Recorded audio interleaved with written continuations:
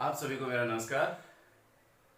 आज मैं लेकर आया हूं केमिस्ट्री धाम के चैनल में कोऑर्डिनेशन कंपाउंड कक्षा 12 में पाठ अध्याय नंबर है 9 उपसय संयोजक यौगिक। देखिए, यह उपसय संयोजक यौगिक न केवल 12th के लिहाज से बल्कि वही नीट है, आईआईटी वगैरह है और अन्य कंपटीशन एग्जाम्स हैं, आरपीएससी है, उसमें भी इससे संबंधित बहुत सारे प्रश्न आते हैं। हर एग्जाम में आप चेक करोगे इसको, जैसे ही किसी भी एग्जाम का कोई पेपर उठा के आप देखोगे तो उस पेपर में आपको हमेशा ही कोऑर्डिनेशन कंपाउंड यानी उपसय संयोजक यौगिक से संबंधित पांच चार क्वेश्चन हर एग्जाम में अपने को मिल जाते हैं। तो अपन इस पाठ को, इस टॉपिक को न केवल 12th के लिहाज से, 12th तो पूरा कंप्लीट कराएंगे ही कराएंगे, इसके अलावा अपन इस चैप्टर को कंपटीशन एग्जाम के लिहाज से आगे तक लेके जाएंगे। जितने भी सभी संभव क्वेश्चंस इससे आते हैं उन सभी संभव क्वेश्चनों को हल करने का प्रयास करेंगे। तो लीजिए शुरू करता हूं मैं। जो अकार्बनिक रसायन है अपना, अकार्बनिक रसायन में जितने भी यौगिक हैं उन्हें बेसिकली दो भागों में डिवाइड किया गया है। एक है सरल लवण जिसको अपन कह रहे हैं, दूसरा है योगात्मक। सरल का मतलब यह है कि जिसमें केवल एक धनायन होता है और एक ऋणायन होता है। जैसे Na positive, Cl negative, attraction force हो गया दोनों के बीच में और NaCl का निर्माण हो गया।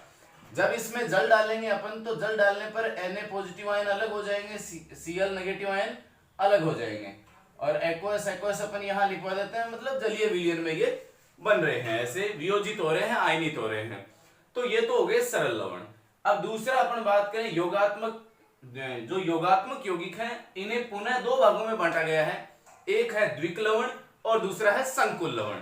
द्विक लवण का मतलब जैसा नाम से लग रहा है अपने को, दो सरल लवण हैं, दो सरल लवणों के योग से द्विक लवण बन रहा है। और संकुल यौगिक पर तो ये पूरा पाठ आधारित है। तो द्विक लवण की अपन बात करें तो एग्जांपल के रूप में अपन ले पोटास एलम, जिसको अपन फिटकरी भी कहते हैं, और इसका फॉर्मूला होता है अपना K2SO4 Al2SO4 का whole ट्राइस 24H2O, potassium sulphate, aluminium sulphate 24H2O। इसके अलावा मोर लवण, ferrous sulphate, ammonium sulphate 6H2O, इसे अपन मोर लवण कहते हैं। इसके अतिरिक्त अपन कार्नेलाइट भी कहते हैं, कार्नेलाइट का भी अलग फॉर्मूला होता है। तो यहां पर अपने ये रह गए अपने द्विक लवण। तो जब अपन इन द्विक लवणों की अपन बात कर रहे हैं तो द्विक लवण में केवल दो सरल लवण हैं, जैसे पोटेशियम सल्फेट, एल्यूमिनियम सल्फेट। जब भी इन्हें आयनित करेंगे यानी जल इसके अंदर डालेंगे तो जल डालने पर यह अपने अपने आयनों में वियोजित हो जाएंगे। जैसे पोटेशियम सल्फेट है, पोटेशियम आयन अलग हो गए, यहां से सल्फेट आयन अलग हो गए, यहां से एल्यूमिनियम आयन अलग हो गए और वापस सल्फेट आयन, ये है सल्फेट आयन अलग हो गए। तो इस प्रकार से ये भी अपने अपने आयनों में वियोजित हो जाते हैं। ऐसा का ऐसा मोर लवण में जो फेरस आयन है वो अलग हो जाएंगे, सल्फेट आयन अलग हो जाएंगे, अमोनियम आयन अलग हो जाएंगे, यानी Fe2+ ion, SO4 2 negative ion, NH4 positive ion और SO4 2 नेगेटिव आयन। इसके अतिरिक्त KCl, MgCl2 6H2O, carnallite, potassium ion अलग हो जाएगा, क्लोराइड आयन अलग हो जाएगा, मैग्नीशियम 2+ आयन अलग हो जाएगा, क्लोराइड आयन के दो ये अलग हो जाएंगे। तो इस प्रकार से चाहे सरल लवण हो चाहे द्विक लवण हो, दोनों के दोनों लवण क्या रहते हैं, जल में आयनित हो जाते हैं, वियोजित हो जाते हैं। लेकिन तीसरा और सबसे महत्वपूर्ण जिस पर यह चैप्टर अपना चलेगा पूरा का पूरा, उसे अपन कह रहे हैं संकुल यौगिक। और इस संकुल यौगिकों की खास बात यह रहेगी कि इनका जो भी निर्माण हो रहा है, निर्माण के पश्चात जब इन्हें जल में आयनित करेंगे तो ये पूर्णतः जल में आयनित नहीं हो पाते हैं। तो अपन बेसिकली यदि इनऑर्गेनिक कंपाउंड्स की बात करें तो तीन भागों में बांट सकते हैं भाई। पहला सरल लवण, दूसरा द्विक लवण और तीसरा संकुल यौगिक। अपन द्विक लवण और संकुल यौगिक को एक में ले रहे हैं, योगात्मक यौगिक तो भी ठीक है, वरना तीनों का क्लासिफिकेशन अलग अलग भी हो सकता है, सरल लवण, द्विक लवण और संकुल यौगिक। तो लीजिए अपन चलते हैं अपने संकुल यौगिक की तरफ।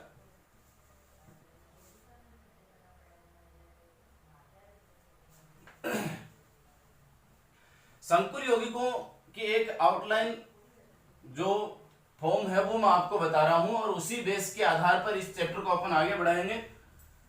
देखिए जितने भी प्रकार के संकुल यौगिक हैं इन्हें एक बड़े कोष्टक में रखा जाता है। जैसे एक एग्जांपल ले लेते हैं अपन K4FeCN का होल 6, ये कोई एग्जांपल लिया है मैंने। इसमें जब अपन जल डाल करके इसे वियोजित करना चाहेंगे तो बिल्कुल ये पोटेशियम आयन तो अलग हो जाएंगे, लेकिन यहाँ Fe और Cn है ये दोनों अलग अलग नहीं हो पाते। यानी इसका पूर्ण वियोजन जो बीच का संकुल वाला अपने को बड़े कोष्टक वाला भाग दिख रहा है, इसका आयनन नहीं हो पाता है, वियोजित नहीं हो पाते, इसलिए इनको अपन कहते हैं संकुल यौगिक। अब ऐसा क्या हो जाता है इनमें और किस प्रकार की क्या संरचना रहती है, तो इसका अपन गहराई से अध्ययन करते हैं। यही टॉपिक अपना इस पाठ का मुख्य बिंदु रहेगा। अब देखिए यहां पर ये जितने भी संकुल यौगिक हैं, इधर वो एग्जाम्पल पुनः रख देता हूं मैं एक बार, इस एग्जाम्पल की सहायता से अपने को समझने में आसानी रहेगी। तो देखिए जितने भी संकुल यौगिक हैं उन्हें एक बड़े कोष्टक में रखा जाता है। इस बड़े कोष्टक को अपन कहते हैं समन्वय मंडल, समन्वय मंडल, कोऑर्डिनेशन स्फीयर। इसके अंदर धातु होता है और धातु से जुड़े हुए लिगेंड होते हैं। यहां देखिएगा लिगेंड अपने इलेक्ट्रॉन पेयर धातु को प्रदान करते हैं, इसका मतलब धातु में रिक्त कक्षक मौजूद होते हैं और लिगेंड में इलेक्ट्रॉन घनत्व अधिक होता है। यानी लिगेंड के लिए जरूरी शर्त यह है कि वो कम से कम एक एकाकी इलेक्ट्रॉन युग्म रखे, यानी लोन पेयर उसके पास एक होना चाहिए, कम से कम एक होना जरूरी है। वह इस लोन पेयर के द्वारा धातु को अपने इलेक्ट्रॉन प्रदान करता है। इसका मतलब धातु पे क्या होना चाहिए, वैकेंट ऑर्बिटल होने चाहिए, खाली कक्षक होने चाहिए। तो धातु यहां इलेक्ट्रॉन ग्रहण करता है तो यह लुईस अम्ल की तरह कार्य करता है। वैकेंट है इसके अंदर ऑर्बिटल तो लुईस अम्ल की भांति कार्य करता है। लिगेंड अपने इलेक्ट्रॉन देता है तो यह लुईस क्षार की तरह कार्य करता है और इसे अपन लिगेंड कह रहे हैं जो इसको प्रदान कर रहा है अपने लोन पेयर। अब चूंकि यहां पर लिगेंड देता है और धातु ग्रहण करता है तो इस प्रकार एक विशेष प्रकार का बंध जिसमें दोनों इलेक्ट्रॉन एक ही परमाणु द्वारा दिए जाते हों, बंध के दोनों इलेक्ट्रॉन एक ही परमाणु द्वारा दिए जाते हों, इस प्रकार के बंध को अपन कहते हैं उपसहसंयोजक बंध। और चूंकि यह इन यौगिकों में बनता है धातु और लिगेंड के बीच में, इसलिए ये यौगिक उपसहसंयोजक यौगिक के नाम से भी जाने जाते हैं। यही कारण है कि इन्हें उपसहसंयोजक यौगिक कहते हैं। क्यों कहते हैं, क्योंकि लिगेंड और धातु के बीच में कौन सा बंध बनता है, उपसहसंयोजक बनता है और उपसहसंयोजक बंध बनने के कारण इन्हें अपन उपसहसंयोजक यौगिक कहते हैं। चूंकि ये जल द्वारा वियोजित नहीं होते, आयनित नहीं होते और संकुल का संकुल बना रह जाता है, इसलिए इन्हें अपन संकुल यौगिक भी कहते हैं, जटिल यौगिक भी कहते हैं। अब यहां देखिएगा धातु जो इलेक्ट्रॉन ग्रहण कर रहा था इसे एक अलग नाम से और जानते हैं, केंद्रीय धातु, केंद्रीय धातु अथवा धातु आयन, इस नाम से भी इसे जाना जाता है। क्यों, क्योंकि किसी भी संकुल यौगिक के केंद्र बिंदु में धातु होता है जो लिगेंडों से इलेक्ट्रॉन ग्रहण करके संकुल का निर्माण करता है। तो जो केंद्रीय परमाणु है, इन संकुलों का केंद्रीय परमाणु कौन होता है, धातु होता है या धातु आयन होता है। अब इस संकुल को जो बड़े वाला कोष्टक दिख रहा है जिसे अपन समन्वय मंडल कह रहे हैं, इसके यदि पहले कोई प्रजाति रखी गई है, बिल्कुल ध्यान से सुनिएगा, इस संकुल यौगिक के पहले यदि कोई प्रजाति है संकुल से पहले तो वह धनात्मक होती है और बाद में यदि कोई प्रजाति है तो वह ऋणात्मक होती है। इस धनात्मक और ऋणात्मक प्रजाति को अपन कहते हैं काउंटर आयन या प्रति आयन या सरल आयन। सरल आयन मतलब सरल आयन का तात्पर्य क्या रहा, प्रति आयन का। जैसे ही अपन जल डालेंगे, जल डालते ही धनायन अलग हो जाएगा, ऋणायन अलग हो जाएगा, लेकिन ये जो बीच वाला पोर्शन बच गया जिसे अपने समन्वय मंडल में कहा है, तो समन्वय मंडल में कौन कौन है, धातु और लिगेंड है, तो ये एक साथ बना रहेगा। और धनायन और ऋणायन, जो सरल धनायन सरल ऋणायन है, ये अलग अलग हो जाते हैं जिन्हें अपन प्रति आयन कह रहे हैं। एक और आता है यहां पर लिगेंडों की संख्या। लिगेंडों की संख्या यहां पर मैं यहां नाम लिख रहा हूं एक समन्वय संख्या, समन्वय संख्या, समन्वय संख्या या कोऑर्डिनेशन नंबर। कोऑर्डिनेशन नंबर से मेरा तात्पर्य है कि जो लिगेंड है उन लिगेंडों में दाता परमाणुओं की संख्या कितनी है। सीधा सीधा अपने ध्यान रखें, बेसिकली इसको दो तीन प्रकार से डिफाइन करते हैं। अपन यो मानते हैं कि भाई एक दंतुक लिगेंडों की संख्या, या सीधा सीधा अर्थ में कहूं ऐसे लिगेंड, यह एन जो है वह लिगेंडों की संख्या है। लिगेंड कैसे हैं, एक दंतुक हैं, एक दंतुक जितने लिगेंड है वही उसकी समन्वय संख्या है। यदि लिगेंड द्विदंतुक हैं, यानी एक लिगेंड में दो दाता परमाणु हैं, तो समन्वय संख्या जो एन है, जितने लिगेंड है उसको 2 से गुणा करेंगे। यदि त्रिदंतुक है, यानी 3 दाता परमाणु है उस लिगेंड में, तो समन्वय संख्या यहां जो एन आ रहा है, जितने लिगेंड है उसे 3 से गुणा करेंगे। तो मेरे मतानुसार आप सीधा ये ध्यान रखिए, एन का मतलब है समन्वय संख्या। समन्वय संख्या से तात्पर्य यह है लिगेंडों में कुल लिगेंड जो हैं, जितने भी लिगेंड हैं उनमें दाता परमाणुओं की संख्या कितनी है। एक लिगेंड में जैसे 1 है तो 6 लिगेंड हो गए, तो कितने हो गए 6। एक लिगेंड में मान लो 2 दाता परमाणु हैं तो 3 लिगेंड तो हो गए 6। तो इस प्रकार से यह समन्वय संख्या का तात्पर्य क्या हो गया, यहां दाता परमाणुओं की संख्या है, या फिर एक दंतुक लिगेंडों की संख्या n है, या फिर द्विदंतुक है तो जो n है उसे 2 से गुणा कर दो, त्रिदंतुक है तो उसे 3 से गुणा कर दो। तो इसका अपन आगे और एग्जांपल लेंगे। जैसे यहां पर Cn है, Cn के पास में ये 6 लिखा हुआ है, इसका मतलब समन्वय संख्या इसकी कितनी है, 6 है। केंद्रीय परमाणु कौन सा है इसका, Fe है। लिगेंड कौन से है, Cn है। प्रत्यायन कौन सा है, पोटेशियम है। तो यहां पर ये अपन अलग अलग क्लासिफाइड इनको कर लेते हैं। लीजिए अगला है इसमें टाइप्स ऑफ लिगेंड्स, यानी लिगेंडों के प्रकार। तो लिगेंडों को बांटने के 2 आधार हैं, एक तो उन पर आवेश के आधार पर और दूसरा उनमें डोनर एटम यानी दाता परमाणुओं की संख्या के आधार पर। दोनों ही महत्वपूर्ण हैं, लेकिन नामकरण में सबसे ज्यादा महत्वपूर्ण आता है आवेश के आधार पर। और सामान्यतः जनरली अपन यदि लिगेंडों का वर्गीकरण करना चाहें तो दाता परमाणुओं की संख्या के आधार पर कर देते हैं। अब यहां देखिए दाता परमाणु की मैं बात करूं, NH3 में ऐसा परमाणु यह है जिसके ऊपर की लोन पेयर मौजूद है, नाइट्रोजन है। तो नाइट्रोजन तो हो गया दाता परमाणु, ये तो है दाता परमाणु नाइट्रोजन, और ये NH3 कंप्लीटली पूरा, इससे कहते हैं अपन लिगेंड। तो लिगेंड तो हो गया NH3, और NH3 लिगेंड में दाता परमाणु कौन है, नाइट्रोजन है। तो इस प्रकार से यदि दाता परमाणुओं की संख्या 1 है तो इसे कहते हैं मोनोडेंटेट।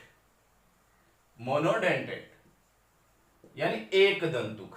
एक दंतुक के जैसे अपन एग्जांपल लें, NH3 है, H2O है, Cl नेगेटिव है, F नेगेटिव है, Br नेगेटिव है, I नेगेटिव है, OH नेगेटिव है। तो इस प्रकार से मोनोडेंटेट लिगेंड ये हो गए जिनमें दाता परमाणुओं की संख्या होती है 1। दूसरा अपन ले बाइडेंटेट द्विदंतुक, इनमें दाता परमाणुओं की संख्या होती है 2। तो द्विदंतु का एग्जांपल अपन देखें, दाता परमाणु 2 होंगे, En शॉर्ट में अपन लिखते हैं इसको En, ethylene diamine, ethylene diamine, ये हो गया एथिलीन डाइएमीन, यानी CH2 ये एथिलीन हो गया, ये NH2 एमीन हो गया, ये NH2 एमीन हो गया। तो एथिलीन डाइएमीन। यहां नाइट्रोजन 2 हैं तो दोनों के ऊपर मैंने स्टार बना दिया है, ये दोनों के दोनों दाता परमाणु है। ग्लाइसिनेटो जिसे GLY के रूप में अपन डिनोट करते हैं, ग्लाइसिन से बना है, ये NH2, यहां पर एक नाइट्रोजन हो गया और एक ऑक्सीजन हो गया, तो 2 दाता परमाणु हो गए। इसे अपन GLY से निरूपित करते हैं। डाइपिरिडिल है, यह भी द्विदंतुक लिगेंड है, इनमें दाता परमाणु की संख्या होती है 2। ऐसे त्रिदंतुक होते हैं, चतुर्दंतुक, पंचदंतुक, षटदंतुक, जिन्हें अपन बहुदंत की श्रेणी में भी रखते हैं। एक षटदंतुक का एग्जांपल है जो अक्सर कई बार पूछ लिया जाता है, EDTA। EDTA पे देखिए, यहां पर एक EDTA है, एक EDDA है। EDTA के ऊपर -4 भी रखते हैं और -3 भी रखते हैं। इसमें फर्क क्या रहेगा -4 और -3 में, ये यहां पर नीचे अपने को पता चल जाएगा। इसका पूरा नाम होता है एथिलीन CH2 डाइएमीन NN मैंने रख दिया एक बार। अब यहां पर CH2COO negative, CH2C double bond O negative, CH2C double bond O negative, और ये CH2C double bond O negative. यहां देखिए एक दाता परमाणु, दूसरा, ये तीसरा, ये चौथा, ये पांचवा और ये छठा। यह षट दंतु का बहुत ही बेहतरीन एग्जाम्पल है, बहुत अच्छा उदाहरण माना जाता है इसे। और EDTA में यहां देखिएगा मैंने कहा कि 4 नेगेटिव है, 4 नेगेटिव तो जो दिख रहा है इसका नाम हो गया एथिलीन डाइएमीन टेट्रा एसीटेटो। 4 हो गए, CH2C double bond O, CH2C double bond O, ये 4 हो गए टोटल। तो ये इससे तो कह दिया अपने टेट्रा एसीटेटो, इस पे तो आएगा 4 नेगेटिव। और यदि मैं 4 की जगह 3 ही रख दूं, यहां जोड़ दिया मैंने H, तो ये क्या हो गया एथिलीन डाइएमीन, और ये हो गए ट्राई, तो एथिलीन डाइएमीन ट्राई एसीटेटो। उस स्थिति में आएगा -3 चार्ज। ठीक है, तो -3 -4, और ये कौन सा दंतुक हो गया पंचदंतुक, 1 2 3 4 5। अब एक मैं बता रहा हूं EDDA, ये भी इसी से बना, एथिलीन डाइएमीन डाइएसीटेटो, यानी एक इससे और हटा दो, यहां H लगा दिया, तो ये बन गया एथिलीन डाइएमीन डाइएसीटेटो। और अब है यह चतुर्दंतुक, 1 2 3 4, तो 4 दंतुक हो गए। तो इसके द्वारा 4 5 6 तीनों बनाए जा सकते हैं, उसी के बेस के ऊपर, इस बेस के आधार पर इन पे चार्ज रहेगा। जैसे EDDA पे क्या रहेगा -2, 2 ऑक्सीजन नेगेटिव दिख रहे हैं अपने को, तो इसके ऊपर चार्ज रहेगा -2। तो इस आधार पर एक तो रहा अपना ये, एक फिर आता है इसके अंदर दाता परमाणु के आधार पर ही एक विशेष प्रकार का है, जिसको अपन कह रहे हैं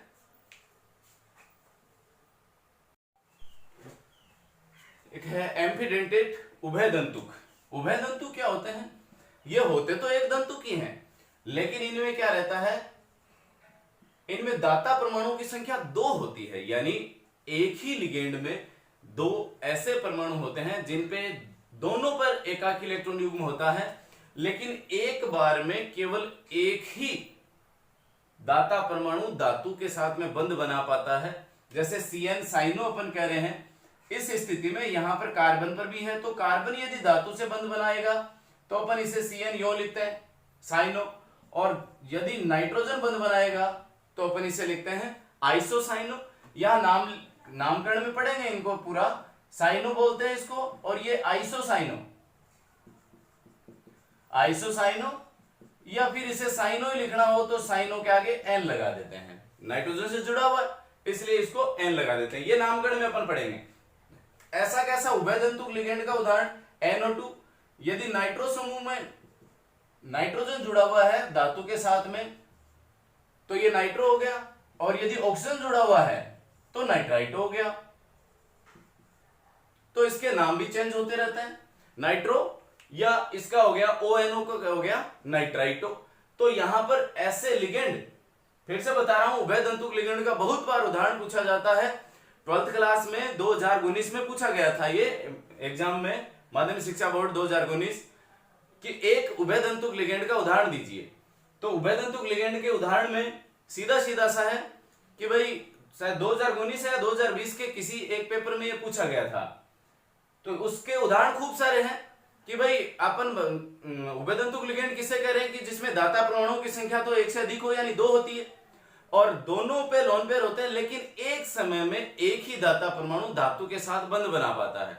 इस वजह से ये व्यवहार किसकी तरह करते हैं, एक दंतुक लिगेंड की तरह करते हैं, लेकिन दोनों दाता परमाणु बना सकते हैं। इसका मतलब C बनाए, एक परमाणु बनाए, जैसे यहां पर C बना रहा है तो C को अपने साइनो के रूप में लिख दिया, N बना रहा है तो आइसोसाइनो या साइनो लिख रहे हैं तो जिसके साथ में बॉन्डिंग चेंज हो रही है वो अपन नाम लिखते जाते हैं। NO2 भी एक प्रकार का इस प्रकार का उदाहरण है। तो इस प्रकार से अपन मानते हैं कि उभयदंतुक लिगेंड एक अलग विशेष श्रेणी के ये लिगेंड होते हैं। अगला अपना जो सबसे महत्वपूर्ण है, चार्ज के आधार पर, आवेश के आधार पर। तो जैसा नाम है, अपन बात कर रहे हैं आवेश के आधार पर, तो जनरली आवेश की अपन बात करें तो एक होता है पॉजिटिव, एक नेगेटिव, और एक न्यूट्रल तो है ही। न्यूट्रल पे कोई चार्ज ही नहीं है, जो चार्जलेस है वो न्यूट्रल है। तो इनमें सबसे महत्वपूर्ण आ रहे हैं नेगेटिव चार्ज लिगेंड, दूसरे हैं न्यूट्रल, और तीसरे और सबसे कम और रेयर केस में देखने को मिलेंगे वो मिलेंगे आपको पॉजिटिव लिगेंड। ये तीसरे प्रकार के लिगेंड हैं। तो अपन सबसे पहले इन्हीं को निपटा लेते हैं, पॉजिटिव लिगेंड को। इनके ऊपर जैसा धनात्मक चार्ज होता है, जैसा इनके नाम से लग रहा है पॉजिटिव लिगेंड मतलब धनात्मक चार्ज होगा इनके ऊपर, और इनके लास्ट में अपन जोड़ते हैं ईएम। जब भी नाम लिखेंगे तो ईएम जोड़ते हैं, यानी ये विशेषता मान लीजिए कि जो भी पॉजिटिवली चार्ज होते हैं उनके अंत में अपन ईएम लगाते हैं, या पॉजिटिव ग्रहण करने की क्षमता होती है। जैसे अपन आवर्त सारणी की बात करते हैं, जो पॉजिटिव की तरफ कंसिडर होते हैं वो ईएम वाले होते हैं, जैसे sodium, potassium, calcium, rubidium, caesium. तो इस प्रकार ये जो सारे धातु की तरफ, धातु ही तो है ये, तो धातु में कौन सी प्रवृत्ति होती है, धनायन बनाने की। इसका मतलब इनके लास्ट में क्या लगाना, अपने को ईएम लगाना है। तो यहां NH2 को अपन बोलते हैं हाइड्रोजीन, और इसे एक प्रोटॉन और ग्रहण करके बना ले NH2NH3, तो इसे बोलेंगे अपन हाइड्रोजीनियम, हाइड्रोजीनियम। ये NO देखिए, NO प्लस भी होता है, NO माइनस भी होता है, NO न्यूट्रल भी होता है। ये नाइट्रोसिल, और इसके ऊपर पॉजिटिव लगा दे तो नाइट्रोसिलियम, ये पॉजिटिवली चार्ज हो गए। न्यूट्रल की अपन बात करें तो न्यूट्रल में अधिकांश के नाम सामान्य लिखे गए हैं, इनके अंत में कुछ अलग लगाने वाली जरूरत नहीं है, ये वैसे के वैसे रखे गए हैं, लेकिन कुछ के नाम विशेष भी रखे गए हैं। CO है, CO का नाम सामान्य है कार्बोनिल, कार्बोनिल नाम लिख दिया। लेकिन यहां ध्यान रहे NH2 को अपन अमोनिया बोलते हैं, लेकिन इसमें बोलेंगे अपन एमीन। यहां विशेष ध्यान दें, एमीन, AMMINE है। एक आता है एमीन, एमीन वाला नहीं है, एमीन लिख दिया तो वो NH2 की तरफ इशारा करेगा अपना, वो नहीं। एथिलीन डाइएमीन में पढ़ा था अपन ने, एथिलीन डाइएमीन में ये एमीन था, AMINE।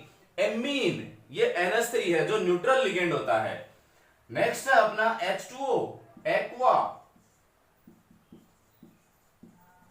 एक्वा, जिसे अपन H2O कह रहे हैं, ये भी न्यूट्रल लिगेंड है। PPS3, ट्राइफेनिल phosphine.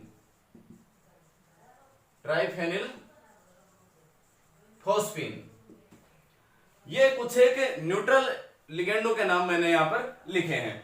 अब अपन बात करते हैं जो अपना महत्वपूर्ण टॉपिक, जिसके लिए अपन यहां मैंने लिख रखा है नेगेटिव चार्ज। नेगेटिवली जो भी चार्ज हैं ऋणावेश इन पे मिलेगा, और इनके लास्ट में जो आइड, डाइड या एट मिलता है उसे हटा करके O लगा देते हैं। O लगाने का तात्पर्य देखिए, यहां पर अब F है, F के ऊपर F लिगेंड नहीं है, F नेगेटिव आया तब लिगेंड हुआ है, तो इसे अपन बोलते हैं फ्लोरो। लेकिन आजकल IUPAC ने इसे थोड़ा सा मॉडिफाइड करते हुए ये भी मान लिया गया कि भाई फ्लोरो को अपन फ्लोराइडो भी बोल सकते हैं। तो इसके दोनों नाम प्रचलन में है, फ्लोरो या फ्लोराइडो। ऐसा ही क्लोरो या क्लोराइडो, हेलोजन को हेलो या हेलाइडो के रूप में मान्यता दी गई है। तो फ्लोरो या फ्लोराइडो, क्लोरो या क्लोराइडो, ब्रोमो या ब्रोमाइडो, आयोडो या आयोडाइडो, ब्रोमो, आयोडाइडो। इसके अलावा सल्फाइडो, H2 नेगेटिव, यहां चार्ज ध्यान रखना है, सल्फाइडो पर सल्फाइडो H2 नेगेटिव, दो नेगेटिव होता है। कार्बोनेटो CO3 2 नेगेटिव, ये हो गया कार्बोनेटो। इसके अलावा सल्फेटो SO4 2 negative, सल्फेटो SO4 2 negative. Hydroxo OH, oxo. तो ये खूब सारे एग्जाम्पल रहेंगे इसके नेगेटिवली चार्ज के, जो अपनी एक पूरी सूची है और बहुत लंबी चौड़ी खूब सारे हैं। इसमें मुख्य उद्देश्य अपना ये है कि इनमें से महत्वपूर्ण अपन ने कुछ एक एग्जाम्पल यहां लिख दिए हैं, जैसे एक दो और लिख देता हूं मैं। हाइड्राइडो, हाइड्रोजन है, इसके ऊपर नेगेटिव है तो इसको अपन लिखेंगे हाइड्राइडो। और मैं चलिए नेगेटिवली चार्ज की तो मैं एक पूरी सूची बना ही देता हूं। तो लीजिए मैंने टेबल बना दी है एक नेगेटिवली चार्ज लिगेंड की। आप भी इसे फटाफट वीडियो को पॉज करते हुए उतार लेना नोटबुक में। देखिए CH3COO नेगेटिव एसीटेटो, NH2 नेगेटिव एमिडो। ये नेगेटिव कितना है किसके ऊपर वो अपने को विशेष ध्यान रखना है। NH2 पर नेगेटिव -1, इसे कहते हैं अपन एमिडो। NH के ऊपर 2 नेगेटिव हो तो इसे बोलते हैं इमिडो। और नाइट्रोजन के ऊपर 3 नेगेटिव, मतलब NH3 के तीनों हाइड्रोजन हट गए, 3 नेगेटिव, इसे बोलेंगे नाइट्राइडो। N3 नेगेटिव, नाइट्रोजन के 3, N3 और चार्ज है माइनस का 1, इसे बोला जाता है जाइडो। O के ऊपर, ऑक्सीजन के ऊपर 2 नेगेटिव, ऑक्सो। ऑक्सीजन के 2 मोल करके ऑक्सीजन O2, मतलब O2 अणु है एक, उसके ऊपर 2 नेगेटिव, इसे परोक्सो।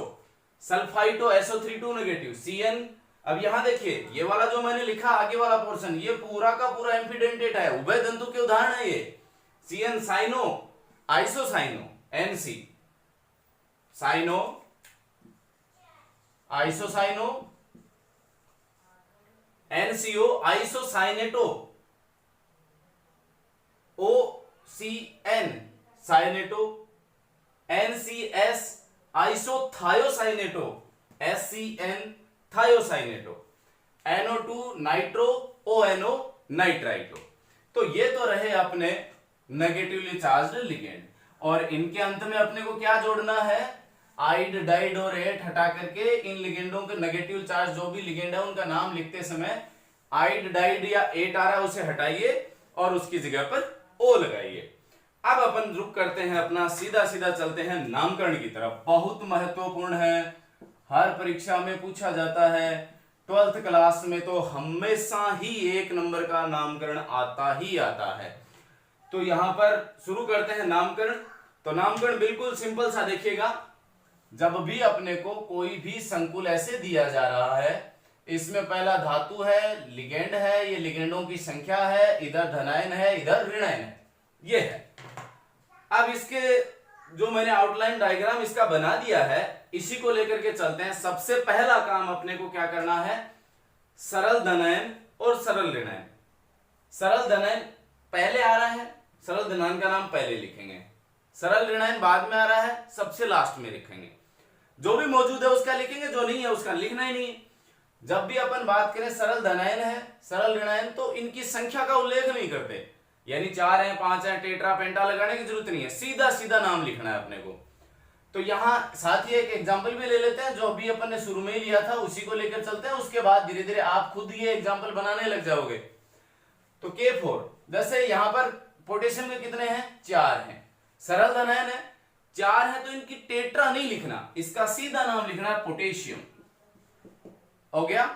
उसके बाद में इस संकुल का नाम लिखना। तो ध्यान रखें, नाम लिखते समय सरल धनायन अलग हो जाएगा। जैसे यहां पर नाम हो गया, हिंदी में यदि आप लिख रहे हो तो आपने लिख दिया पोटेशियम, और उसके बाद जब संकुल का नाम लिखो तो एक ही लाइन के ऊपर लिखो, टूटना नहीं चाहिए। ये जो जब भी समन्वय मंडल के अंदर जो भी प्रजातियां हैं उनका नाम लिखें तो एक ही लाइन पे रखें, यदि हिंदी में लिख रहे हो तो। और यदि इंग्लिश में नाम लिख रहे हो तो वही कर्सव में बिल्कुल एक से दूसरा जुड़ते हुए चलना चाहिए। ऐसा नहीं है लिगेंड अलग हो गया, धातु अलग हो गया, बीच में गैप हो गया, नहीं, वो गलत हो जाता है। अपने को सरल धनायन, सरल ऋणायन को अलग अलग रख सकते हैं, अलग अलग रखना है, और संकुल का जो है नाम वो एक साथ रखना है। तो मैंने पोटेशियम लिखा, उसके बाद यहां इस संकुल का नाम लिखना है। तो संकुल का नाम लिखते समय अपन पहले तो लिखेंगे लिगेंड का नाम और बाद में लिखेंगे धातु का नाम। यहां बिल्कुल जो 12th के बच्चे हैं वो विशेष ध्यान दें, जो 11th से अभी 12th में आए हैं वो बिल्कुल विशेष ध्यान दें। सबसे पहले जो सरल धनायन यदि आ रहा है उसका नाम लिखना है, उसकी संख्या का उल्लेख नहीं करना है। जैसे पोटेशियम के 4 है तो टेट्रा पोटेशियम नहीं, केवल पोटेशियम लिखना है। यदि Cl नेगेटिव बाहर आता, बाहर की तरफ मान लो 2 आते तो डाई क्लोराइड नहीं लिखना था, केवल क्लोराइड ही लिखना है। तो यहां पोटेशियम लिख दिया मैंने। इसके बाद ये बीच वाला आ गया जिसे समन्वय मंडल कह रहे थे अपन। इस समन्वय मंडल में पहले धातु और बाद में लिगेंड है, तो पहले लिगेंड का नाम लिखना है और बाद में धातु का नाम लिखना है। लिगेंडों का नाम लिखते समय यहां लिगेंड कौन है, Cn है। लिगेंडों का नाम लिखते समय उनकी संख्या का उल्लेख करना है। यानी ये कितने हैं संख्या में 6। तो 6 के लिए लिखा आपने हेक्सा, और क्या नाम है इनका CN का, साइनो, हेक्सा साइनो। 6 हो गए। यानी लिगेंडों का नाम उनकी संख्या का उल्लेख करते हुए लिखना है। अपने को पता है इसके ऊपर नेगेटिव चार्ज है, CN अभी अपन ने लिस्ट पढ़ी है, CN के ऊपर एक नेगेटिव आ रहा है, तो यहां पर अपन ने लिख दिया कि भाई इसके ऊपर नेगेटिव है, यानी साइनो हो गया, साइनाइड से साइनो बन गया। और अब लिखते हैं अपन धातु का नाम।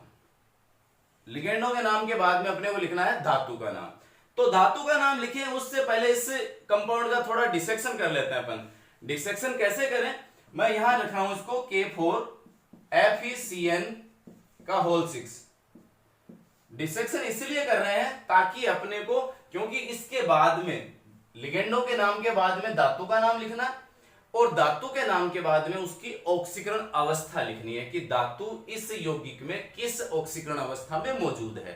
तो वो ऑक्सीकरण अवस्था अपने को निकालनी आनी चाहिए। वो कैसे आएगी, बिल्कुल चुटकियों में आप निकालोगे आराम से, कहीं टेंशन में आने की जरूरत नहीं है। आप देखें, सबसे पहले बिल्कुल इसका डिसेक्शन करने जा रहा हूं। पहले धनायन, जब ये धनायन है तो ये ऋणायन हो गया, सिंपल सी बात है। और यदि मैं एक और एग्जांपल ले लूं, ये H2O का होल 6 और यहां लिख दिया मैंने Cl3। अब पहले धनायन है ही नहीं सरल, बाद में ऋणायन है, इसका मतलब ये ऋणायन है तो ये क्या हो गया, धनायन हो गया। यहां पहला धनायन है तो ये क्या हो गया, ऋणायन हो गया। ध्यान दें, धनायन जो है वो प्रति धनायन है और ऋणायन क्या है, संकुल ऋणायन है। यहां धनायन कौन है, संकुल धनायन है, और ऋणायन कौन है, प्रति ऋणायन है। सब बिल्कुल समझ रहे होंगे मेरी बात को आप। धनायन को आपने पहले रख दिया, इधर है ये। अब इसका डिसेक्शन कर रहे हैं, कितने धनायन हैं अपन जानते हैं बिल्कुल। एक न्यूट्रल जो कंपाउंड होता है, उदासीन कंपाउंड होता है, उसमें जितने धनायन होते हैं उतने ही ऋणायन होते हैं। पोटेशियम पर 1 प्लस होता है, तो 4 पे कितने हो गए, 4 प्लस। इसका मतलब यहां कितना आवेश आएगा, 4 माइनस। भाई ये पूरा 1 है और ये पूरा का पूरा, मैं क्या कर रहा हूं, संकुल है, इसे 1 ही मानना है क्योंकि पानी से टूटेगा ही नहीं है, तो ये सारा का सारा एक साथ रहेगा। तो पोटेशियम धनायन कितने हो गए, 4। तो जितने धनायन में उतने ही क्या हो गए, ऋणायन हो गए। ऐसा ही यहां देखो, यहां पहले इस संकुल से पहले कुछ नहीं है, मतलब धनायन नहीं है इससे पहले, इसका मतलब ये धनायन है, ये ऋणायन। तो यहां ऋणायन कितने हैं, Cl पे 1 माइनस होता है तो 3 पे 3 माइनस हो गए। इसका मतलब यहां कितना आएगा, 3 प्लस आएगा। तो यहां पर आवेश का पता चल गया अपने को। अब लेते हैं इसको धातु के ऊपर ऑक्सीकरण अवस्था निकालते हैं। ये जो यहां पर समन्वय मंडल का आवेश निकाला है, अब आप K4 को भूल जाइए, इससे कोई मतलब नहीं है अपने को। अब आप चेक करेंगे भाई ये K4, ये जो 4 नेगेटिव है ये कहां से आया है। तो मैं कह दूं कि इसके अंदर जो भी धातु धनायन और ऋणायन या लिगेंड जो भी हैं, धातु और लिगेंडों के आवेशों का बीजगणितीय योग यहां रखा जाता है। अब धातु का आवेश तो अपने को निकालना है, तो इसको मान लिया अपन ने अक्स, और बीजगणितीय योग प्लस Cn 6 है, 1 पे कितना नेगेटिव होता है, -1, तो 6 पे कितना हो गया, -6। ये आवेशों का बीजगणितीय योग कितना है, -4 है। भाई धातु पे आवेश निकालना अपने को, तो धातु को मान लिया अपन ने अक्स। लिगेंड कितने, 6, 1 पे कितना, -1, तो 6 पे -6 बराबर -4, तो अक्स -6 बराबर -4, तो अक्स बराबर -4 प्लस 6 बराबर प्लस के 2। इसका मतलब धातु की ऑक्सीकरण अवस्था कितनी होगी, सेकंड। ऐसा ही यहां पर लीजिए अपन। अब अपन ने देख लिया यहां पर 3 प्लस आ रहा है, इसका मतलब Fe का ऊपर जो आवेश है और H2O के ऊपर जो आवेश है, उन आवेशों का योग कितना होना चाहिए, 3 होना चाहिए। आवेशों का योग कितना होना चाहिए, 3 होना चाहिए। तो x अपन ने मान लिया Fe का, H2O के 6 हैं, 6 लिख दिए। अब H2O पर आवेश कितना होता है, 0। तो बताओ x प्लस 0 बराबर 3, तो x का मान कितना आ गया, 3। इसका मतलब F यहां कौन सी ऑक्सीकरण अवस्था में है, +3 में है। तो मेरे ख्याल से आपको बहुत अच्छे से समझ में आ गया होगा कि यहां पर ऑक्सीकरण अंक कैसे निकालते हैं। तो इसको आगे बढ़ाते हैं आप फिर से, और इसी में देखते हैं। यहां अपन ने चेक किया K4 है, मतलब 4 प्लस के हैं, 4 प्लस के हैं, तो यहां कितना हो गया, -4, ये -6 हो गए, ये अक्स है, तो अक्स के ऊपर कितना मान आ गया, सेकंड। तो यहां पर सेकंड ऑक्सीकरण अवस्था है। अब धातु का नाम लिखना अपने को। तो धातु में देखिए कुछ धातु ऐसे हैं उनके 2-2 नाम चल रहे हैं। एक कॉमन नाम है और एक वो नाम है जिससे उसका संकेत बना हुआ है।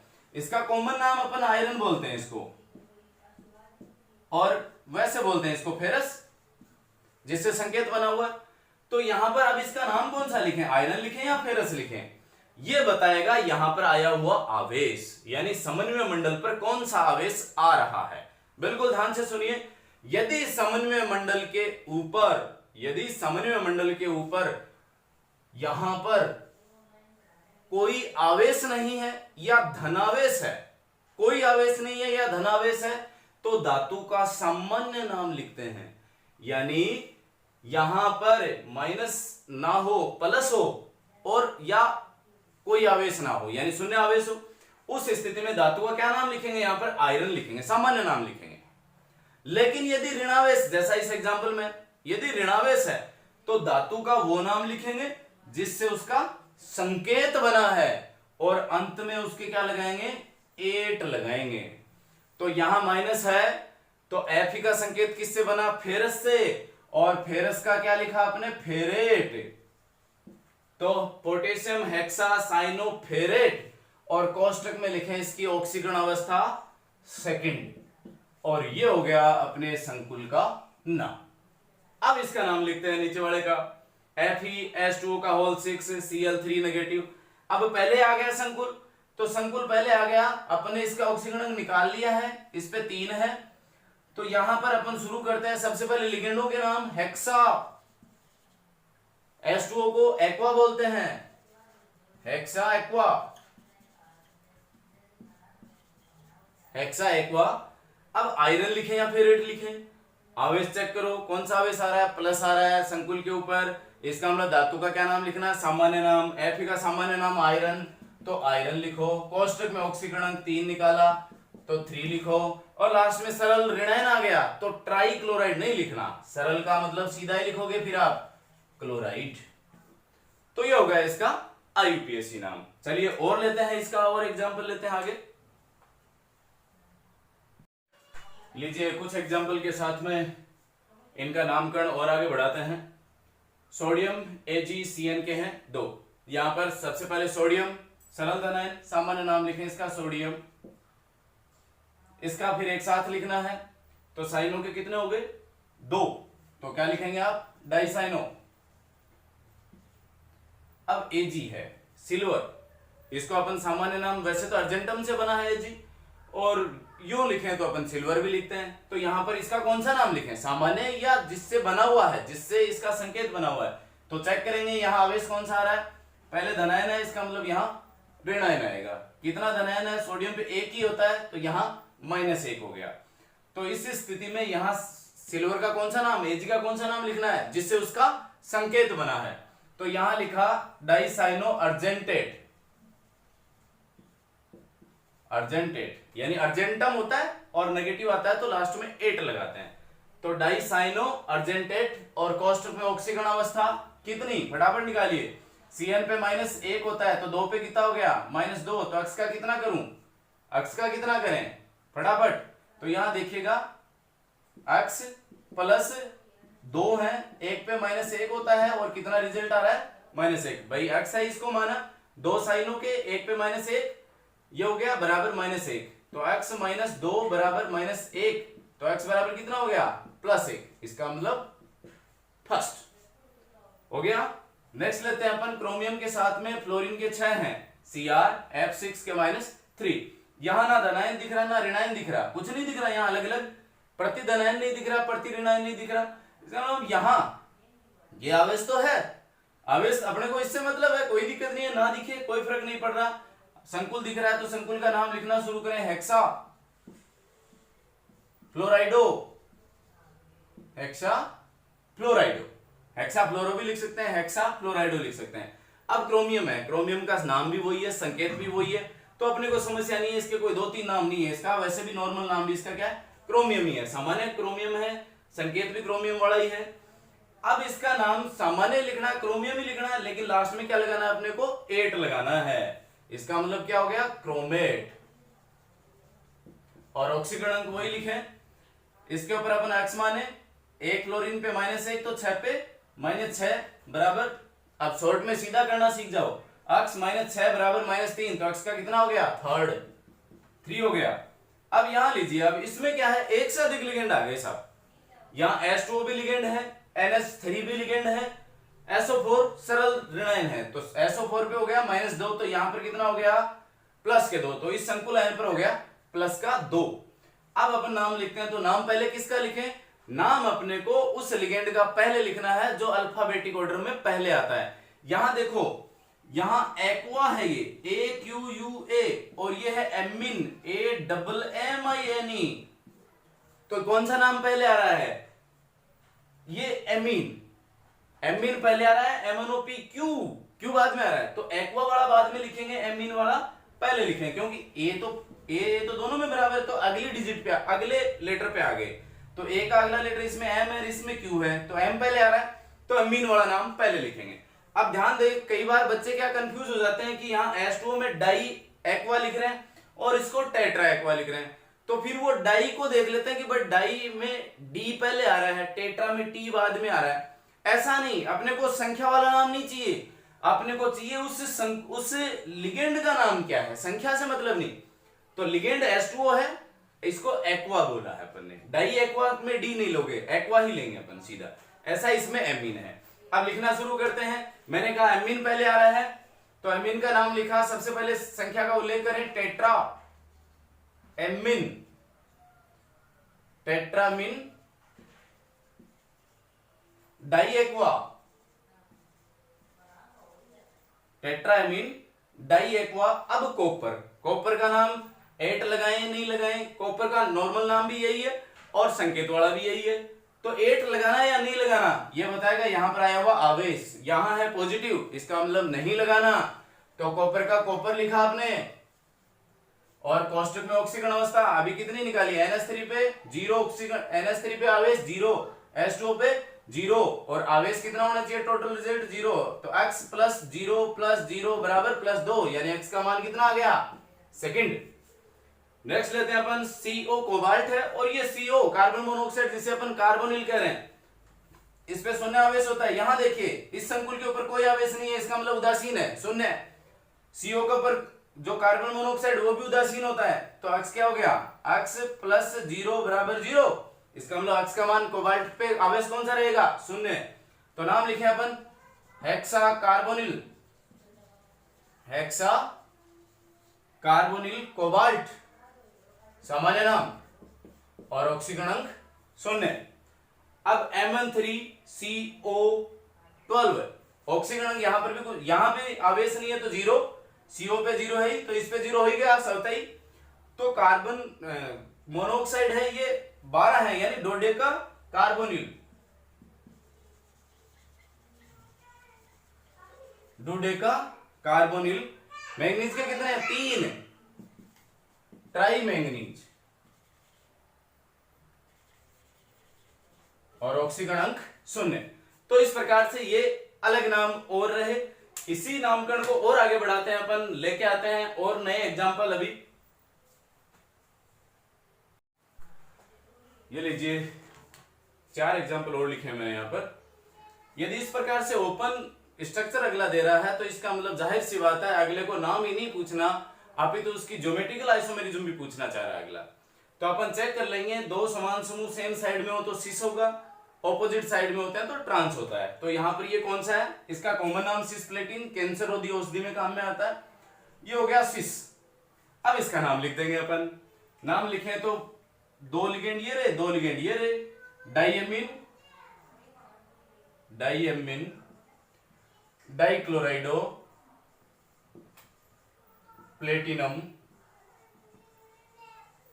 कोष्टक में ऑक्सीडेशन स्टेट, यहां कोई ये चार्ज है ही नहीं, इन पे 2 नेगेटिव हो गए, 2 Cl पे 2 नेगेटिव हो गया, NH2 NH3 उदासीन है, कोई नहीं, तो प्लेटिनम पे कितना हो गया, +2, तो ये सेकंड ऑक्सीकरण अवस्था होगी।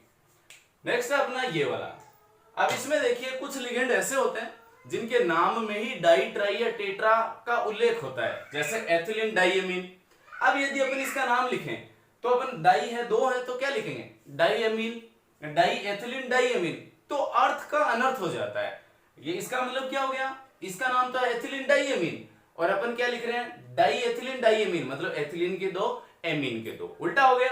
तो इन सब संभावनाओं से बचने के लिए, कंफ्यूजन से बचने के लिए यहां पर बिस ट्रिस टेट्रा किसका उपयोग किया जाता है, यानी वे लिगेंड जिनके नाम में ही डाई ट्राई टेट्रा आ रहा है, उनकी संख्या यदि एक से अधिक है तो उनकी संख्या का उल्लेख करने के लिए 2 के लिए बिस, 3 के लिए ट्रिस, 4 के लिए टेट्राकिस, ये नाम इनके आगे लिखते हैं और कोष्टक में इसका सामान्य नाम, लिगेंड का सामान्य नाम लिख दिया जाता है। जैसे इसका लिखते हैं, यह एथिलीन डाईएमीन होता है ETH वाला, और ये क्लोरोसीएल वाला, तो ABC पहले आ रहा है तो डाइक्लोराइडो, तो डाइक्लोराइडो, फिर ये बिस लिखेंगे, अब यहां पर बिस, कोष्टक में लिखेंगे इसका वास्तविक नाम एथिलीन डाईएमीन,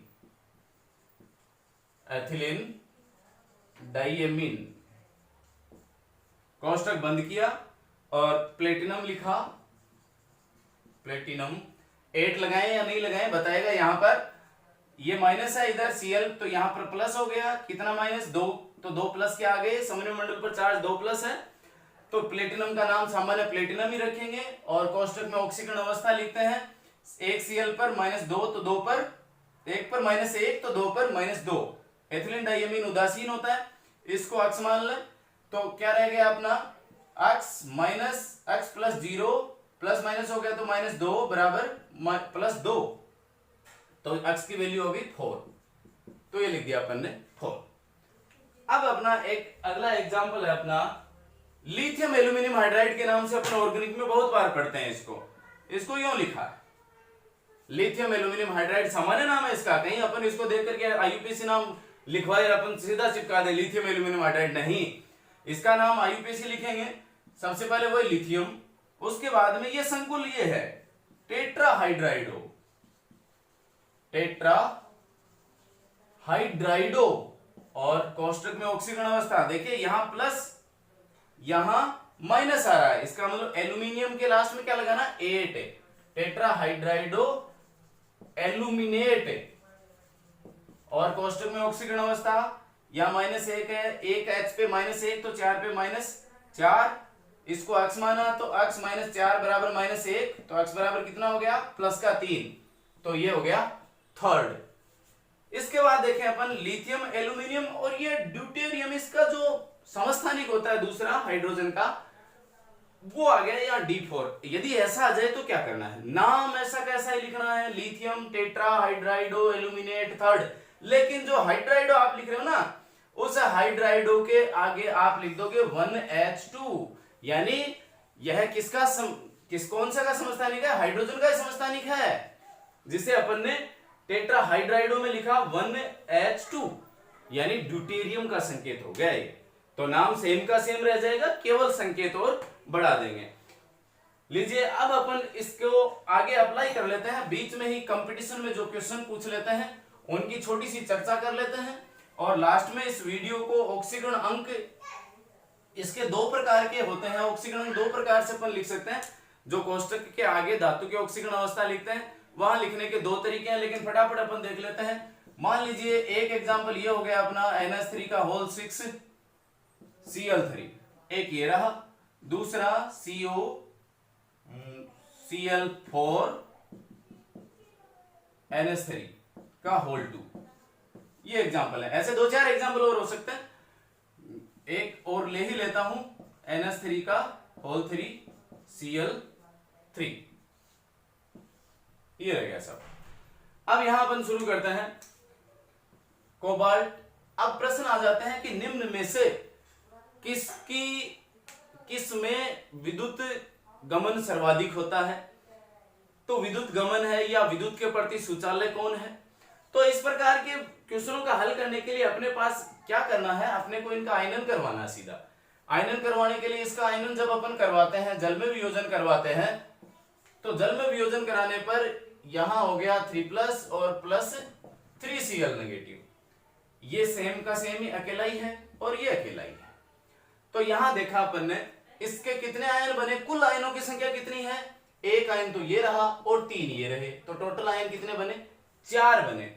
इसमें कुल आयन कितने, कोई नहीं, इसमें कुल आयन कितना, कोई नहीं, तो विद्युत के प्रति सुचालक कौन हुआ, ये वाला हो गया। अब इसके अलावा मान लीजिए यदि अगला अपने को ये ना एक ये दे देता और लिथियम एल्यूमिनियम हाइड्राइड भी दे देता और पूछता कि इन्हें इनकी विद्युत चालकता के घटते क्रम में लिखिए, ये वाला कंपाउंड और ये वाला दोनों कंपाउंड को, तो इसका भी आयनन करवाते आप। लिथियम ये रहा आयन और AlH4 नेगेटिव आयन ये रहा। अब इसके कुल कितने आयन हो गए, एक ये रहा और एक ये रहा, 2 आयन हो गए। तो 2 आयन से अपन ने तुरंत पता लगा लिया ऊपर वाले में 4 है मतलब इसकी चालकता ज्यादा है, इसमें 2 है मतलब इसकी चालकता कम है। तो इस प्रकार से चालकता वाले क्वेश्चन अपन इसके द्वारा हल कर सकते हैं यहां तक। अभी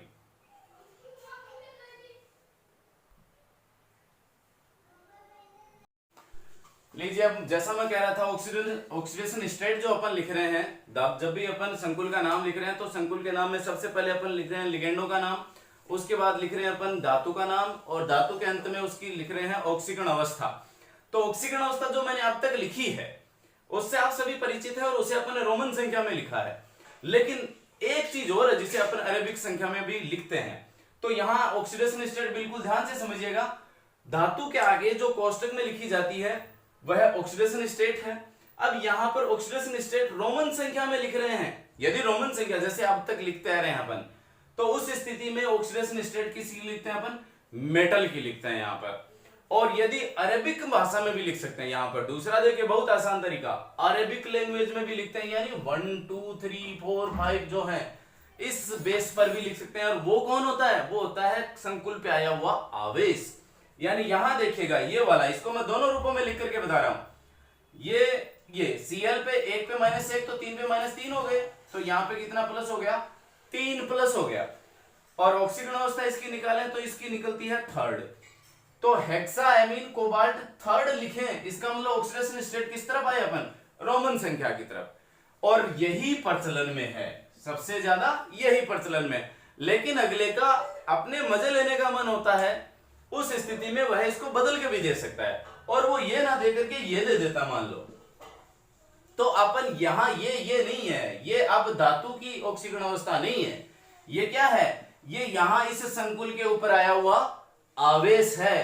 तो बिल्कुल विशेष ध्यान रखें, यदि रोमन संख्या में लिखा हुआ है यहां पर तो धातु की ऑक्सीकरण अवस्था है, और यदि अरेबिक भाषा में लिखा हुआ है, अरेबिक डिजिट्स में है 1 2 3 4 के रूप में, तो वह संकुल पर जो कॉम्प्लेक्स है उसके ऊपर आया हुआ आवेश है। तो 3 और 3rd में फर्क है यहां पर, ये रोमन संख्या धातु का आवेश और ये 3 है वो चार्ज ऑन कॉम्प्लेक्स है। तो आज के लिए चूंकि कोऑर्डिनेशन कंपाउंड जो कोऑर्डिनेशन कॉम्प्लेक्स है अपना कंपाउंड है, काफी लंबा पीरियड लंबा चैप्टर है, तो आज के लिए इतना ही। इसका दूसरा भाग लेके आते हैं कल। तब तक के लिए जय हिंद जय भारत।